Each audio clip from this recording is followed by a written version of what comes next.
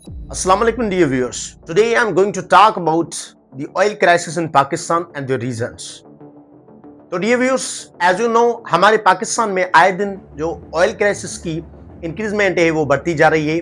तो मैं आज उस पर बात करूंगा और उसके रीजंस पर। आपको पता होगा कि पिछले कई माह से जो वार चल रही है between Iran and Israel and USA, United states of America का जो प्रेसिडेंट है डोनाल्ड ट्रंप और जो इजराइल का है नेतन्याहू, उन दोनों ने जो अटैकिंग मूड में दिखाया इनिशियली में ईरान पर, जिसमें बहुत सारा नुकसान हुआ ईरान का।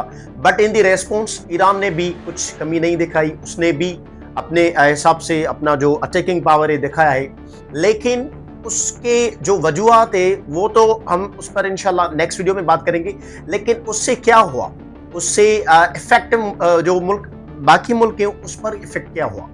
Reasons between the conflict between the Israel, USA and the Iran, उसकी वजह से क्या हुआ, जो ईरान का एक रास्ता है जिसको हम कहते हैं स्ट्रेट ऑफ हॉर्मुज़, जिसमें से शिपमेंट ट्रांसपोर्ट होती थी इसकी पेट्रोलियम की between the Pakistan and Iran and other countries. तो अब क्या हो गया कि ईरान ने वो जो स्ट्रेट ऑफ हॉर्मुज़ है वो क्लोज अप कर दिया। अब क्लोज अप करने से क्या हो गया, हमारी जो शिपमेंट थी पेट्रोलियम की वो आने जाने के हिसाब से बंद हो गई। इसकी वजह क्या हुई, war between the Israel, USA and Iran. अब ईरान की शिपमेंट जो हमारे पाकिस्तान में आनी थी एक टाइम पर वो नहीं आई। तो इससे क्या हुआ, इससे ये हुआ कि हमारे मुल्क पाकिस्तान में क्राइसिस बढ़ते जा रहे हैं आए दिन।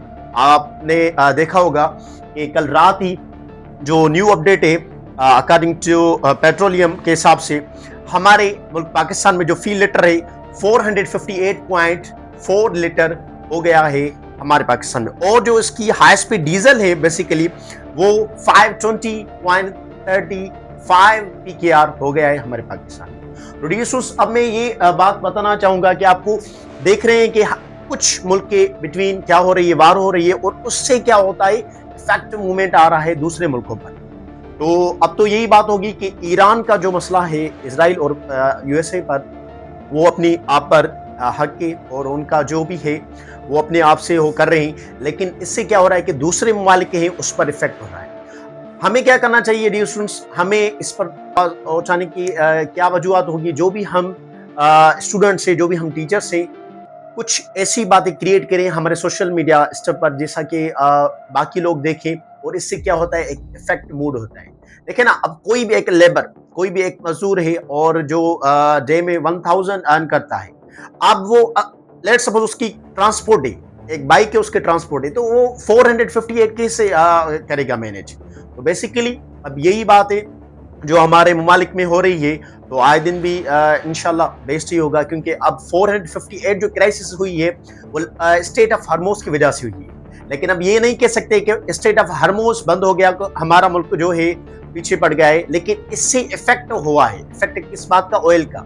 और आपको मैं बताता चलूं कि ऑयल क्राइसिस से क्या होता है डियर व्यूअर्स, ऑयल क्राइसिस अगर बढ़ते हैं तो बाकी जो अशिया होती है जैसा कि ग्रोसरी सामान हो गया, उस पर भी इफेक्ट मूड होता है किसका, ऑयल क्राइसिस का। तो इंशाल्लाह ये जो ऑयल क्राइसिस का मसला है और जो वार है between the Israel, USA and the Iran, वो इंशाल्लाह खत्म होगी। और हम इस पर आगे वीडियो में मैं बात करूंगा कि ये जो वार है बेसिकली वो कैसे स्टार्ट हुई और इनकी जो रीजन है वो क्या हुई। तो मिलते हैं नेक्स्ट वीडियो में, अपना ख्याल रखिए।